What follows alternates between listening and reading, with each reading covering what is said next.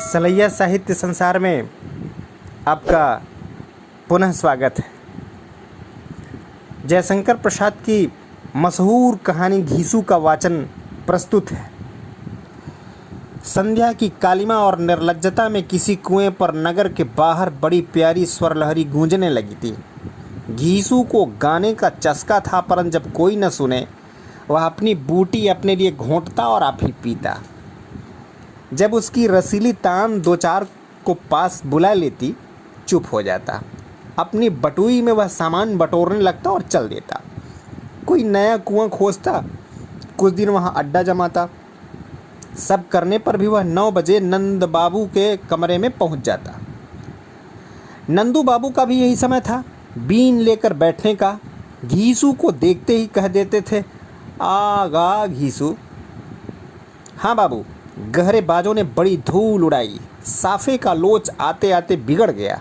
कहते कहते वह प्राय अपनी जयपुरी गमछे को बड़ी मीठी आंखों से देखता और नंदू बाबू उसके कंधे तक बाल, छोटी छोटी दाढ़ी, बड़ी बड़ी गुलाबी आंखों को स्नेह से देखते। घीसू उनका नित्य दर्शन करने वाला, उनकी बीन सुनने वाला भक्त था। नंदू बाबू उसे अपने डिब्बे में से 2 खिल्ली पान की देते हुए कहते, लो इसे जमा लो। क्यों, तुम तो इसे जमा लेने ही कहते हो ना। वह विनम्र भाव से पान लेते हुए हंस देता। उसके स्वच्छ मोती से दांत हंसने लगते। घीसू की अवस्था 25 की होगी। उसकी बूढ़ी माता को मरे 3 वर्ष हो गए थे।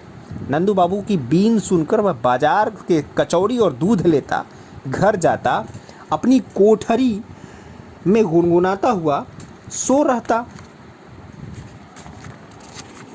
उसकी पूंजी थी 100 रुपये। वह रेजगी के पैसे की थैली लेकर दशा स्वमेघ पर बैठता, 1 पैसा रुपया बट्टा लिया करता और उसे 12-14 आने की बचत हो जाती। गोविंदराम जब बूटी बनाकर उसे बुलाते, वह अस्वीकार करता। गोविंदराम कहते, बड़ा कंजूस है, सोचता है पिलाना पड़ेगा, इसी डर से नहीं पीता। घीसू कहता, नहीं भाई, मैं संध्या को केवल 1 ही बार पीता हूँ। गोविंदराम के घाट पर बिंदो नहाने आती 10 बजे। उसकी उजली धोती में 2 राई फूटती पड़ती। कभी रेजगी पैसे लेने के लिए वह घीसू के सामने आकर खड़ी हो जाती। उस दिन घीसू को असीम आनंद होता। वह कहती, देखो घी से पैसे मत देना। वाह बिंदो, घी से पैसे तुम्हारे लिए हैं। क्यों, तुम तो घीसू ही हो, फिर तुम्हारे पैसे क्यों न घी से होंगे। कहकर जब वह मुस्कुरा देती तो घीसू कहता, बिंदो इस दुनिया में मुझे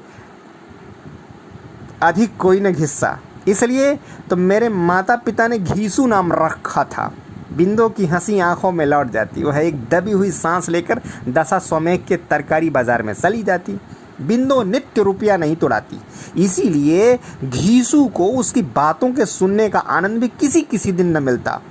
तो वह एक नशा था जिससे कई दिनों के लिए भरपूर तृप्ति हो जाती। वह मूक मानसिक विनोद था। घीसू नगर के बाहर गोधूल की हरी भरी क्षितिज रेखा में उसके सौंदर्य से रंग भरता, गाता, गुनगुनाता और आनंद लेता। घीसू की जीवन यात्रा का वही संबल था, वही पाथेय था। संध्या की शून्यता, बूटी की गमक, तानों की रसीली गुन्नाहट और नंदू बाबू की बीन सब बिंदों की आराधना की सामग्री थी। घीसू कल्पना के सुख से सुखी होकर के सो रहा था। उसने कभी विचार भी न किया कि बिंदु कौन है।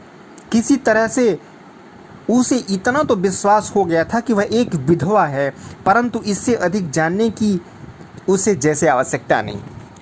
रात के 8 बजे थे। घीसू बाहरी ओर से लौट रहा था।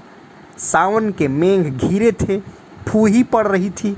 घीसू गा रहा था, निस दिन बरसत नैन हमारे। सड़क पर कीचड़ की कमी न थी। वह धीरे धीरे चल रहा था, गाता गाता सा था।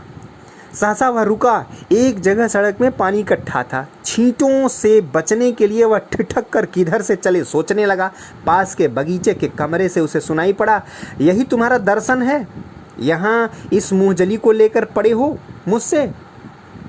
दूसरी ओर से कहा गया, तो इसमें क्या हुआ, क्या तुम मेरी ब्याही हुई हो जो मैं तुम्हें इसका जवाब देता फिरूं। इस शब्द में भर्राहट थी, शराबी की बोली थी। घीसू ने सुना, बिंदु कह रही थी, मैं कुछ नहीं हूँ, लेकिन तुम्हारे लिए साथ मैंने धर्म बिगाड़ा है, सो इसीलिए नहीं कि तुम मुझे फटकारते फिरो। मैं इसका गला घोंट दूंगी और तुम्हारा भी। बदमाश! ओहो, मैं बदमाश हूँ? मेरा ही खाती है और मुझसे ही ठहर, तो देखूं किसके साथ तू यहाँ आई है, जिसके भरोसे इतना बढ़ बढ़ कर के बातें कर रही है। पाजी, लुच्ची, भाग, नहीं तो छुरा भोंक दूंगा। छुरा भोंकेगा? मार डाल हत्यारे। मैं आज अपनी और तेरी जान दूंगी और लूंगी, तुझे भी फांसी पर चढ़ा करके छोड़ूंगी। एक चिल्लाहट और धक्कम धक्का का शब्द हुआ। घीसू से अब न रह गया। उसने बगल के दरवाजे पर धक्का दिया, खुला हुआ था। भीतर घूम फिर कर पलक मारते मारते घीसू कमरे में जा पहुंचा। बिंदु गिरी हुई थी और एक अधेड़ मनुष्य उसका जूड़ा पकड़े था। घीसू की गुलाबी आंखों से खून बरस रहा था। उसने कहा, हैं, यह औरत है? इसे मारने वाले ने कहा, तभी तो इसके साथ यहाँ तक आई हो। लो, यह तुम्हारा यार आ गया। बिंदु ने घूम कर देखा, घीसू। वह रो पड़ी। अधेड़ ने कहा, ले चली जा, मौज कर, आज से मुझे अपना मुंह मत दिखाना। घीसू ने कहा, भाई तुम विचित्र मनुष्य हो, लो चला जाता हूँ। मैंने तो छुरा भोंकने इत्यादि और चिल्लाने का शब्द सुना, इधर चला आया। मुझ तुम्हारे झगड़े से क्या संबंध? मैं कहाँ ले जाऊँगा भाई, तुम जानो, तुम्हारा काम जाने। लो मैं जाता हूँ, कहकर घीसू जाने लगा। बिंदु ने कहा, ठहरो। घीसू रुक गया। बिंदु ने कहा, तो जाती हूँ अब इसी के संग। हाँ हाँ, वह भी क्या, अब पूछने की बात है। बिंदु चली। घीसू भी पीछे पीछे बगीचे के बाहर निकल आया। सड़क सुनसान थी, दोनों चुपचाप चले। गोदौलिया चौमुहानी पर आकर घीसू ने पूछा, अब तो तुम अपने घर चली जाओगी? कहाँ जाऊंगी? अब तुम्हारे घर चलूंगी। घीसू बड़े असमंजस में पड़ा। उसने कहा, मेरे घर कहाँ? नंदू बाबू की एक कोठरी है, वहीं पर रहता हूँ। तुम्हारे वहाँ रहने की जगह कहाँ? बिंदु ने रो दिया। चादर के छोर से आंसू पोंछती हुई उसने कहा, तो फिर तुमको इस समय वहाँ पहुँचने की क्या पड़ी थी? मैं जैसे होता भुगत लेती। तुमने वहाँ पहुँचकर मेरा सब चौपट कर दिया। मैं कहीं की न रही। सड़क पर बिजली के उजालों में रोती हुई बिंदु से बात करने में घीसू का दम घुटने लगा। उसने कहा, तो चलो। दूसरे दिन दोपहर को थैली गोविंदराम के घाट पर रखकर घीसू चुपचाप बैठा रहा। गोविंदराम की बूटी बन रही थी। उन्होंने कहा, घीसू आज बूटी लोगे? घीसू कुछ न बोला। गोविंदराम ने उसका उतरा हुआ मुंह देखकर कहा, क्यों घीसू, आज तुम उदास क्यों हो? क्या कहूँ भाई, कहीं रहने की जगह खोज रहा हूँ। कोई छोटी सी कोठरी मिल जाती जिसमें सामान रखकर ताला लगा दिया करता। गोविंदराम ने पूछा, जहाँ रहते थे वहाँ अब जगह नहीं है। इसी मढ़ी में क्यों नहीं रहते? ताला लगा दिया करो। मैं तो 24 घंटे रहता नहीं। घीसू की आंखों में कृतज्ञता के आंसू भर आए। गोविंद ने कहा, तो उठो, आज तो बूटी छान लो। घीसू पैसे की दुकान लगाकर अब भी बैठता और बिंदु नित्य गंगा नहाने आती। वह घीसू की दुकान पर खड़ी होती, वह उसे 4 आने पैसे देता है। अब दोनों हंसते नहीं, मुस्कराते नहीं। घीसू का बाहरी ओर जाना छूट गया। गोविंदराम की डोंगी पर उस पार हुआ था। लौटते हुए बीच गंगा में उसकी लहरीली तान सुनाई पड़ती, किंतु घाट पर आते आते चुप। बिंदु नित्य पैसा लेने आती, न तो कुछ बोलती है न घीसू कुछ कहता है। घीसू की बड़ी बड़ी आँखों के चारों ओर हल्के गड्ढे पड़ गए थे। बिंदु उसे स्थिर दृष्टि से देखती और चली आती।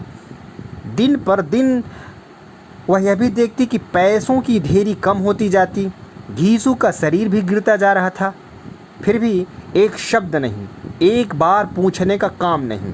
गोविंदराम ने एक दिन पूछा, घीसू तुम्हारी तान इतनी नहीं सुनाई पड़ी? उसने कहा, तबीयत अच्छी नहीं है। गोविंद ने पूछा उसका हाथ पकड़ करके, क्या तुम्हें ज्वर आता है? नहीं, तो यूं ही आजकल भोजन बनाने में आलस करता हूँ, अंड बंड खा लेता हूँ। गोविंदराम ने पूछा, बूटी छोड़ दिया, इसी से तुम्हारी यह दशा है। उस समय घीसू सोच रहा था, नंदू बाबू की बीन सुने बहुत दिन हो गए हैं। क्या सोचते होंगे? गोविंदराम के चले जाने पर घीसू अपनी कोठरी में लेट रहा। उसने सचमुच ज्वर आ गया। भीषण ज्वर था। रात भर वह छटपटाता रहा। बिंदु समय पर आई। मढ़ी के चबूतरे पर उस दिन घीसू की दुकान न थी। वह खड़ी रही। फिर सहसा उसने दरवाज़ा ढकेलकर भीतर देखा। घीसू छटपटा रहा था। उसने जल पिलाया। घीसू ने कहा, बिंदु क्षमा करना, मैंने तुम्हें बड़ा दुख दिया। अब मैं चला। लो यह बचा हुआ पैसा, तुम जानो। भगवान कहते कहते उसकी आंखें टंग गई। बिंदु की आंखों से आंसू बहने लगे। गोविंदराम को बुला लाई। बिंदु अब भी बची हुई पूंजी के पैसे की दुकान करती है। उसका यौवन, रूप, रंग कुछ नहीं रहा।